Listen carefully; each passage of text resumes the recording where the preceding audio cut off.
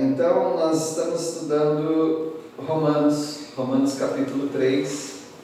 Bebê a bordo serve, pastor. Bebê a bordo.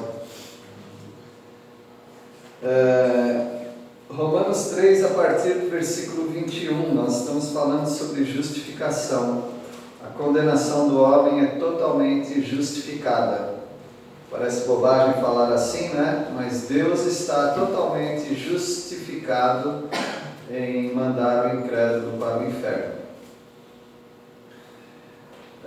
Ninguém consegue se justificar pelas boas obras, porque nós estudamos ultimamente, e hoje, pela graça de Deus, vamos estudar a solução dessa agonia toda, porque eu me senti muito mal domingo de pregar, né? Tem temas que a gente prega e se sente mal depois.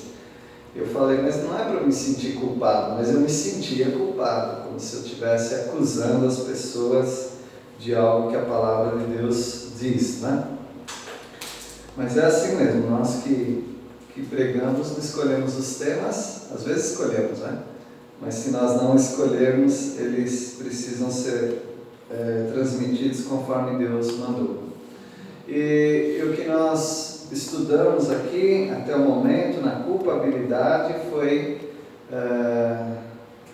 do mais distante para o mais próximo. Então, os mais distantes que jamais tiveram contato com o Evangelho, eles são condenados. Grau de punição é outra coisa. Isso aí é com Deus, né? Mas a condenação nós podemos dizer que eles estão condenados. Nós poderíamos arrazoar, né, como um termo bíblico, argumentar que isso é injusto, se alguém nunca ouviu falar de Jesus.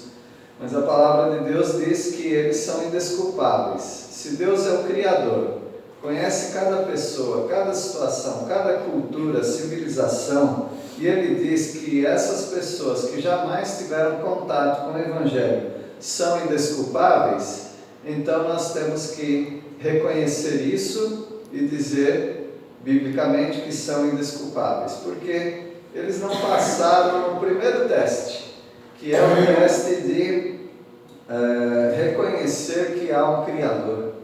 E eles não reconheceram isso e fizeram da criação o seu próprio Criador, o seu próprio Deus. São indesculpáveis. Não sou eu que tenho que resolver esse problema. A palavra de Deus diz que são indesculpáveis. Há uma angústia nisso? Sim, há muita angústia, porque nós aqui estamos pensando o que fazer para eles serem salvos. Só tem uma maneira, eles conhecerem a palavra de Deus.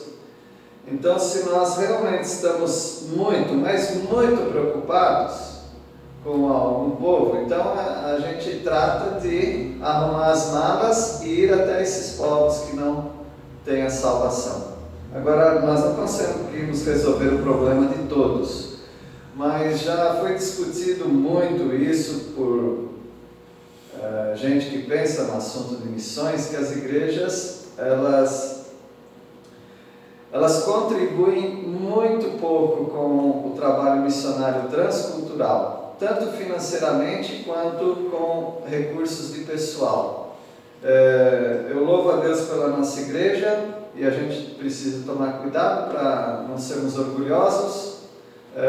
Eu acho que nós seríamos muito orgulhosos se nós tivéssemos dinheiro, porque missionários nós temos. Aí eu, comentando com uma pessoa, que para uma igreja ser como a nossa, por exemplo, uma igreja de 1000 membros, ela teria que ter uns 100 missionários, mais ou menos 100 missionários, porque nós temos 80 membros mais ou menos, e nós temos 6 missionários, mas contando com aqueles agregados, né? Nós oramos por outros também. Então, isso não é para servir de orgulho para nós, porque nós não temos recursos para sustentá-los. Por um lado sou orgulhoso, por outro lado tenho vergonha, porque nós não temos condições de sustentar como eles precisariam. mas nós ficamos muito contentes que tem pessoas que se levantaram para um trabalho transcultural, ou seja, além da nossa cultura, trabalhos mais difíceis. Então, se cada igreja tivesse 10% da sua membresia de missionários, olha que potência que teríamos só no Brasil de missionários, seriam muitos realmente. Mas há igrejas que, e Deus é quem julga isso, né? Não tem missionários e talvez algumas também não tenham contribuição para a obra missionária. E isso faz com que a obra fique muito lenta e nós fiquemos muito mais frustrados com esse assunto. Bom, falamos daqueles que estão distantes. Aí tem os mais próximos à revelação escrita, que são os moralistas, aquelas pessoas que vivem debaixo de uma sociedade cristã. Essas pessoas são indesculpáveis também, porque elas têm a revelação da palavra, mas não aceitam. E tem aquelas que estão numa situação muito mais estreita, ou seja, elas estão muito próximas à palavra de Deus. E aqui a gente faz menção dos judeus que nasceram num berço com a palavra de Deus, e eu diria até mais do que o judeu, os frequentadores de igrejas evangélicas, os frequentadores e filhos dos frequentadores, ou dos membros talvez. Porque essas pessoas, elas entraram de cabeça no Evangelho, muito mais do que o judeu, porque elas têm não apenas o conhecimento da palavra, mas elas estão no meio de pessoas que têm o conhecimento da salvação. Portanto, se elas não tomaram uma decisão, imagina a culpabilidade dessas pessoas, de terem tanta luz e terem jogado fora essa revelação. Depois de tudo que nós vimos, o apóstolo Paulo ele fecha esse assunto de culpabilidade, de culpa, mandando todo mundo calar a boca. É isso mesmo que ele fala, né? No versículo 19, alguém pode ler? Romanos 3,19. Ora, sabemos que tudo que a lei diz, aos que vivem na lei, o diz para que se cale toda a boca, e todo mundo seja culpado perante Deus. Então ele fala, chega de argumento, chega, todo mundo é culpado. Tem que reconhecer isso para reconhecer a outra parte. Quer dizer, o apóstolo Paulo gastou bastante tempo para falar de que o longe do evangelho é culpado. O próximo a uma sociedade evangélica, dizendo assim, é culpado. E o judeu é culpado. E aqui uma aplicação nossa, aquele que frequenta a igreja que não é salvo, é culpado também. Então, que se cale toda a boca, o mundo todo é culpado diante de Deus. Aí versículo 20, alguém pode ler? Visto que ninguém será justificado diante dele por obras da lei, em razão de que pela lei vem o pleno conhecimento do pecado. E quando nós terminamos essa sessão de culpabilidade, a gente se sente muito mal, porque dá a impressão que não tem esperança para ninguém. Aí o apóstolo Paulo abre para nós o céu, ele abre o céu para nós vermos, e o que nós vemos é uma coisa muito, muito maravilhosa. Eu estava ouvindo alguma coisa de ateu falando algumas coisas, né? E o ateu dizia que é muito injusto Deus mandar alguém para o inferno se essa pessoa nunca conheceu. É interessante o ateu preocupado com esse assunto, mas ele estava falando que é injusto Deus mandar alguém só porque não cumpriu a lei dele, só porque alguém não conhece a lei dele e mandar para o inferno. É um pensamento humano.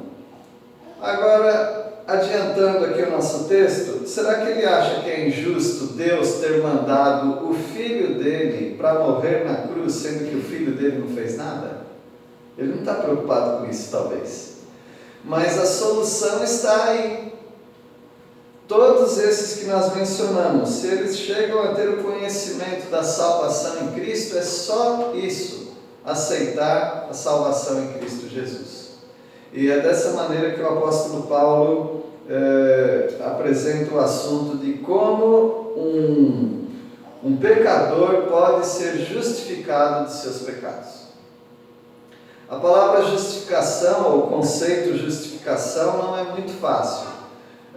Os teólogos estão divididos entre justificação, quer dizer, tornar um pecador justo. E outros falam, não, isso não está certo, não é tornar um pecador justo, mas é declarar um pecador justo. Isso parece que é mais acertado. Você nunca conseguirá tornar um pecador justo. Nem Deus faz isso. Ele não pode tornar um pecador justo.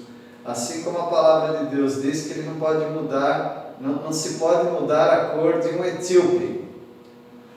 O Michael Jackson não era etíope, mas tinha a cor de um etíope. E ele tentou mudar a cor dele, né?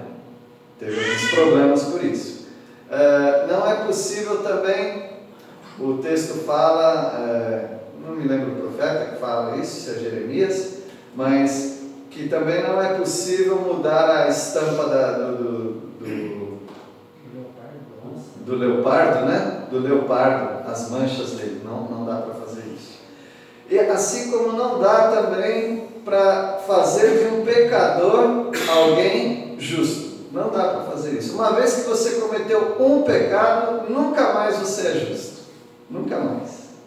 Deus é totalmente justo. Deus nunca pecou e nunca vai pecar. Ele é justo. Mas você e eu, se já praticamos algum pecado, nós não somos justos. Então Deus não pode fazer de um pecador uma pessoa justa. De um imundo, Ele não pode fazer um santo. Ele não pode fazer isso. Mas Ele pode declarar essa pessoa justa. Como que Ele faz isso? É o que o apóstolo Paulo apresenta para nós. Versículo 21, a justificação é pela fé. Vamos ver a partir do 21. Alguém lê? Mas agora, sem lei, se manifestou a justiça de Deus, testemunhada pela lei e pelos profetas. Sem a lei, isso que é impressionante. Deus não precisou da lei para justificar um pecador. Foi sem lei. A lei serviu sim, a lei serviu para chegarmos até aqui, esse momento. A lei serviu para mostrar, você é um pecador.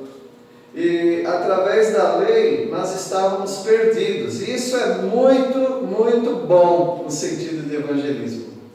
Se você conseguir fazer uma pessoa reconhecer que ela está perdida, você tem essa pessoa nas mãos para apresentar Jesus e ela ser salva naquele momento.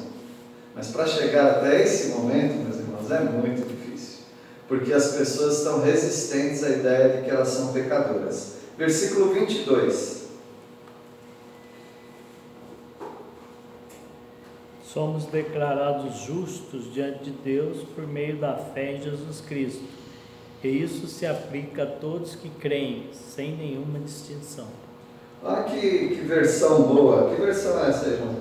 NVT. NVT, versão transformadora, né? Declarados. Nós somos declarados justos. Deus nos declara justos. Você é declarado justo. Você não é justo, nunca foi. Mas você é declarado justo. Deus declara. Como que Ele faz isso? Mediante a fé. Quer dizer que é só eu fechar o olho, apertar as mãos assim e pensar bem forte. Eu sou justo, eu sou declarado justo. Não, não é assim. Você tem que confiar, colocar a sua confiança em Jesus Cristo. Agora, o que será que Jesus Cristo fez para que Deus me declarasse justo? Jesus fez alguma coisa por nós. Nós que cremos. Não há distinção. Isso é muito bom o que ele coloca. Nem o indígena, o beduíno, o mongol, o esquimó, qualquer pessoa longe, totalmente longe de qualquer contato com o Evangelho. Essas pessoas podem ser salvas. aquele que está na sociedade, frequentando uma igreja, ele pode ser salvo também. E o judeu também pode ser salvo. Não há distinção. Assim como não há distinção, todos são pecadores, também não há distinção. Todos podem ser salvos. Para Deus não há distinção. Versículo 23. Porque todos pecaram e estão destituídos da glória de Deus. Bom, já falei aqui uma vez que eu estava tentando fazer um evangelismo com uma senhora, estava eu, o irmão Valdécio, que estudava em Peniel, e nós lemos esse versículo e perguntamos para a senhora entendeu que todos são pecadores? Entendi. Então a senhora também é uma pecadora, eu não. Aí lemos de novo e explicamos para ela. Todos pecaram, está escrito aqui. Todos são quem, dona? Todos, todo mundo. Então a senhora também é uma pecadora diante de Deus. Eu não. E aquela batalha não terminava nunca, porque na mente dela, o pecador era quem fez uma coisa muito má. Roubou, matou, e ela não fez nenhuma dessas duas coisas. Então a palavra de Deus, ela declara que todos pecaram. Quais pecados? Por mínimo que seja, todos pecaram e todos carecem, ou seja, precisam muito da glória de Deus para serem salvos. Versículo 24. Sendo justificados gratuitamente pela sua graça, pela redenção que há em Cristo Jesus. Então todas essas pessoas, sem distinção, se elas conhecerem o Evangelho, a palavra de Deus, elas são declaradas justas. E qual o preço? Nós cantamos, eu não pagarei o preço. Aqui diz que é gratuitamente,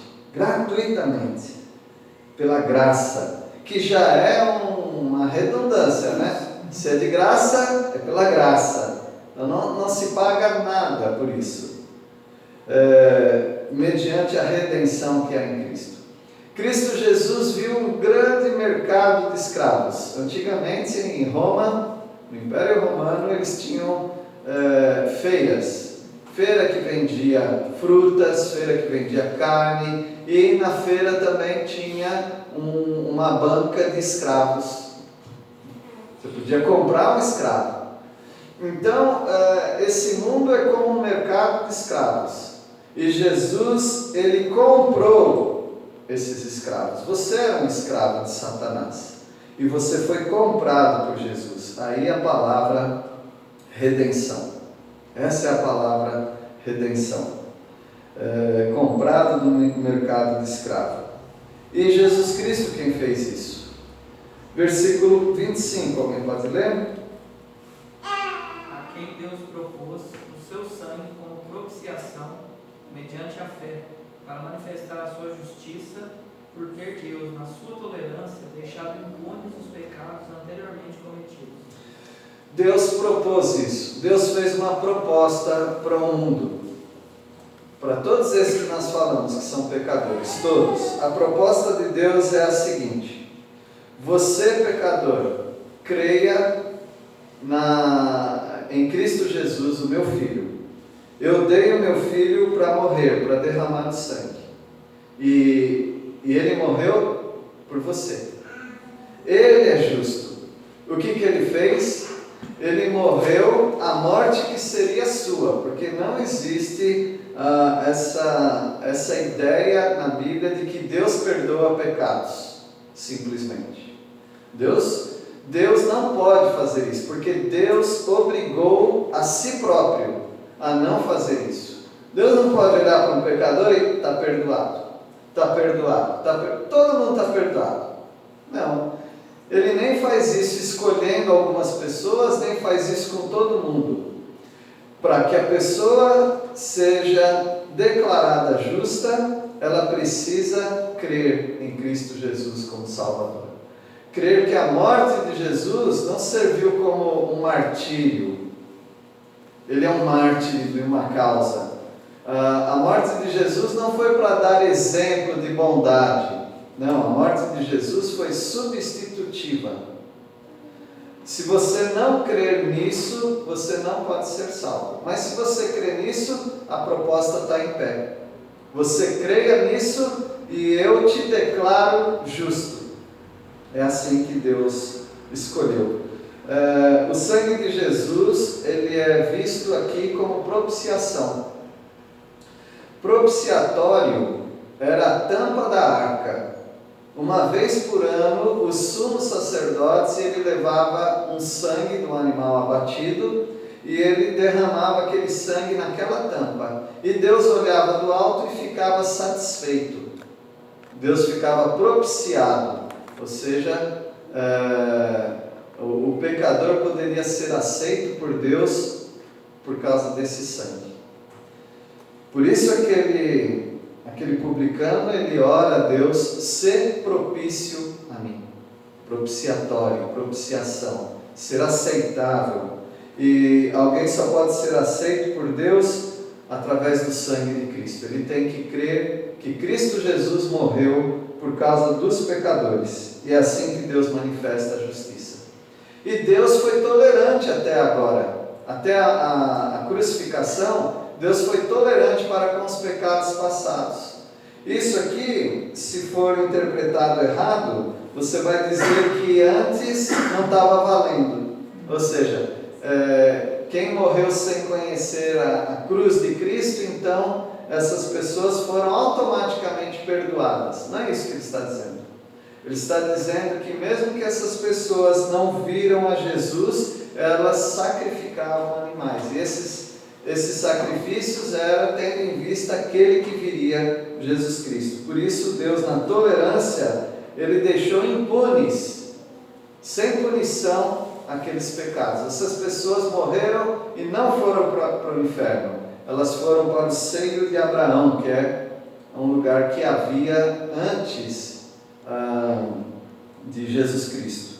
E essas pessoas, então, quando elas creram, elas foram para lá, mas quando Jesus Cristo veio, essas pessoas foram transportadas do seio de Abraão, chamado paraíso, para a presença de Deus. E lá elas estão.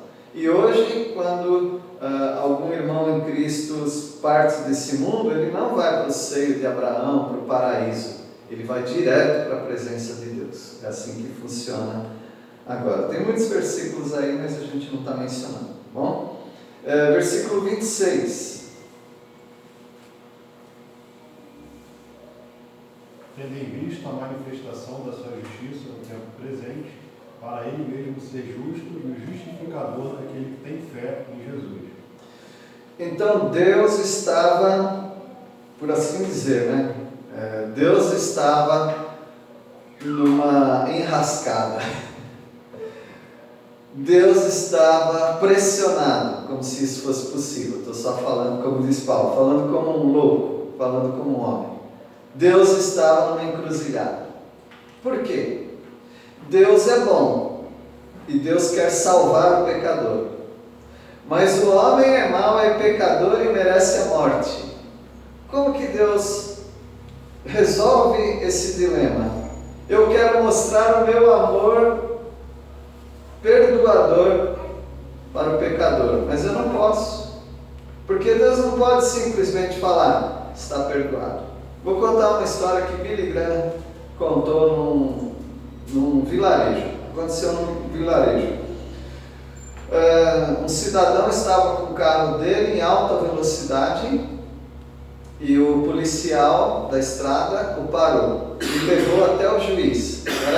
Imagina só, o juiz era o barbeiro da cidade, cortava o cabelo.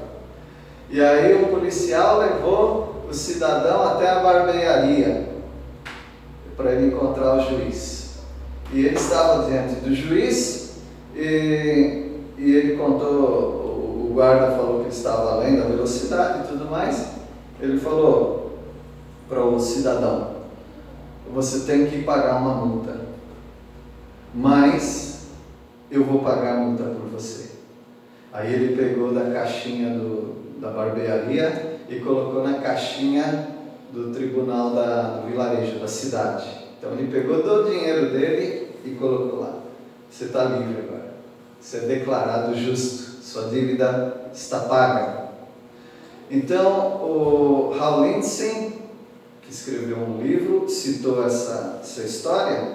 Ele disse que é assim o amor de Deus e o dilema de Deus. Ele ama o pecador. Ele tem que mandar o pecador para o inferno porque é a condenação que o pecador merece. Então é um dilema. Amor e justiça. E o que Deus fez? Ele entregou o Filho dele e através do Filho dele a dívida de todos os pecadores estão pagas. Deus não simplesmente saiu perdoando as pessoas. Deus pagou a dívida das pessoas através do Filho amado dele, Jesus Cristo. Foi assim que Deus te perdoou. Então, o versículo 26, ele mostra esse dilema. Tendo em vista a manifestação da justiça em tempo presente. O que Deus está fazendo? Para Ele mesmo ser justo, mandar o pecador para o inferno, mas também ser justificador, salvar aqueles que creem. Ele fez isso. Versículo 27. Onde, pois, a justiça foi de todos excluída, porque a lei das obras, não, pelo contrário, pela lei da fé. Onde que está a jactância? O que é jactância, gente? Orgulho. Onde está o orgulho disso? Alguém pode estufar o peito e falar: eu sou salvo por minhas obras, porque Deus viu que eu era alguém justo. Não, nós já vimos isso. Todo homem cabe-se diante de Deus, porque Ele encobriu todos debaixo do pecado, assim que Ele viu. Então, qual o orgulho? O orgulho foi de todo excluído. Você não pode se orgulhar pelo fato de você ser justificado, ter sido declarado justo. Você não foi feito justo, você foi declarado justo. É diferente. Aquele cidadão em alta velocidade, o juiz não o tornou justo. Ele o declarou justo através de um pagamento. O que ele pagou? Ele não pagou nada, mas o próprio juiz pagou por ele. Assim também, você não pagou nada, mas o próprio juiz pagou por você através da entrega do Filho dele. Então, qual a lei que excluiu o orgulho? Foi a lei de Moisés? Não. A lei das obras? Não. Mas a lei da fé. Pela fé, nós somos salvos. Versículo 28. Concluímos, pois, que o homem é justificado pela fé, sem as obras da lei. Tudo que ele tentou fazer de bom para Deus pode ter ajudado pessoas ao redor dele, mas não deu capacidade para ele ser salvo e ser declarado justo. Tudo isso aconteceu pela fé. Nós não podemos esquecer isso, irmãos, porque senão nós vamos nos tornar crentes orgulhosos. Isso não combina com o crente. O crente tem que ser humilde, porque ele tem que sempre reconhecer: eu não mereci a salvação, foi pela graça do Senhor. Eu tenho até um conflito, vou confessar para os irmãos. Às vezes me dá vontade de agradecer o local onde eu nasci, mas quando eu penso em agradecer por isso, eu penso que eu estou desprezando aqueles que não nasceram perto do Evangelho. Então, esse é um dilema meu, é um conflito meu. Mas às vezes eu penso: por que eu nasci aonde eu nasci? Coberto, cercado da palavra de Deus e do Evangelho. Eu não vou tentar responder isso, mas eu vou agradecer. Obrigado, Senhor, porque eu estava no lugar certo, na hora certa. Eu me lembro quando eu ia para a praia com os amigos, né? Nós íamos passear junto, né? Na minha adolescência. Mas aí não deu certo. E a minha irmã, ela comprou para mim uma matrícula no acampamento de jovens. E para lá eu fui. E lá o pregador pregou de uma maneira que tocou meu coração. Eu fui salvo. Então eu louvo a Deus até hoje por isso. porque eu não fui com os meus amigos para a praia. Fui para aquele acampamento, eu estava no lugar certo, na hora certa, e o Senhor me salvou ali, pela graça dele. Então, meus irmãos, vamos só louvar a Deus. Eu não entendo tudo. Por que nós temos algumas oportunidades a mais? E algumas pessoas, elas precisam agarrar essas oportunidades e elas não estão agarrando. Porque elas estão tendo tantas e tantas oportunidades. Uma hora a porta fecha, não ter essa oportunidade. Uma hora elas podem sofrer um acidente, morrer ou ficar incapacitadas mentalmente. E aí acabou a esperança dessas pessoas. Elas precisam aceitar hoje, agora, a salvação. Essa é a conclusão que Paulo dá. O homem é justificado pela fé, independente das obras. Versículo 29. Afinal, Deus é Deus apenas dos judeus? Não é também Deus dos gentios? Claro que sim. Deus é Deus dos judeus, é Deus dos gentios. Ele não faz acepção de pessoas. Se é para condenar, ele condena mesmo, porque não aceitou o seu filho. E se é para salvar, ele salva a todos que crerem no Filho amado Jesus Cristo. Deus não faz acepção de pessoas. Versículo 30. Deus é um só e aceitará os judeus e os não-judeus por meio da fé que eles têm. E qual fé é essa? Não é qualquer fé. Porque pessoas falam, eu tenho muita fé. Então não é questão de quantidade de fé, mas é o objeto da fé. As pessoas que creem em Jesus Cristo, aquele que morreu na cruz e que tomou os pecados delas para si, então essas pessoas é que serão salvas. Não a pessoa que tem muita fé. Eu tenho muita fé no Criador. Isso não vai salvar. Eu tenho muita fé na Bíblia. Isso também não vai salvar. Você tem que ter... Mas eu tenho muita fé na Igreja Batista, na Igreja Presbiteriana. Eu tenho muita fé. Não, a única coisa que vai te salvar é fé em Jesus Cristo Salvador. Só isso que vai salvar. E é legal esse texto, né, que fala o circunciso e o incircunciso. Isso. Incrível, né? Tanto o judeu quanto o não judeu. E o versículo 31 encerra assim: Anulamos, pois, a lei pela fé? Não, de maneira nenhuma. Antes, confirmamos a lei. Confirmamos a lei. Está confirmada a lei. Porque qual é o lema da lei? O lema da lei é duplo. Faze e viverás. E desobedeça, você morre. Então esse é o fim da lei. Esse é o lema da lei. E o fim, a finalidade da lei é levar a pessoa ao desespero da culpabilidade. E aí quando ela chega nesse ponto, ela encontra o que na frente dela? A cruz de Cristo. Aí ela toma a decisão. A lei não vai tomar essa decisão por ela. A lei só vai empurrando o pecador. Você é um pecador perdido. É só isso que a lei faz. Mas isso é bom. Isso é bom porque não fosse a lei, a pessoa não teria condição de saber que ela era um pecador.